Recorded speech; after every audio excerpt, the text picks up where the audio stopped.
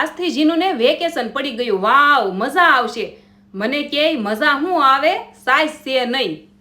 લ્યો, સાસ લેવા જવું પડશે અને ઈ પેલા નાઈટ ડ્રેસ.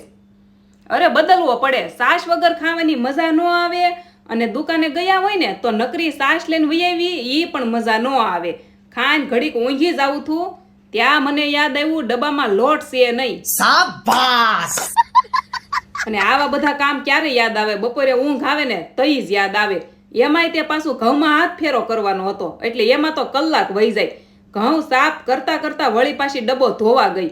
હવે મારા હાહુ આ વિડીયો જોહે ને તો પાક્કું કહે મારા છોકરાને ભૂખ્યા ટાળી દે, ખબર નથી પડતી લોટ ખૂટી જાય તોય. ભૂખ્યા તો ન ટાળું, હવે લોટ પણ તૈયાર મળે. બોલો, દવણું મૂકીને આવીને તો લ્યો જો હવે હું હુવે. પછી મેં ભૂંગળા તળી નાખ્યા, જીનુને ખાવા થા. હાંજે દવણું દળાઈ ગયું હતું તોય અમે તૈયાર ખમણ લઈ આવ્યા. હાલો હાલો, આજ કમેન્ટમાં તમારા હાહુ તમને ખીજાય કે કેમ? મને ખીજાય ખરા, પણ હું ધ્યાન જ ન આપું. તો મળીએ નેક્સ્ટ વિડીયોમાં. જય દ્વારકાધીશ. Like, share, subscribe.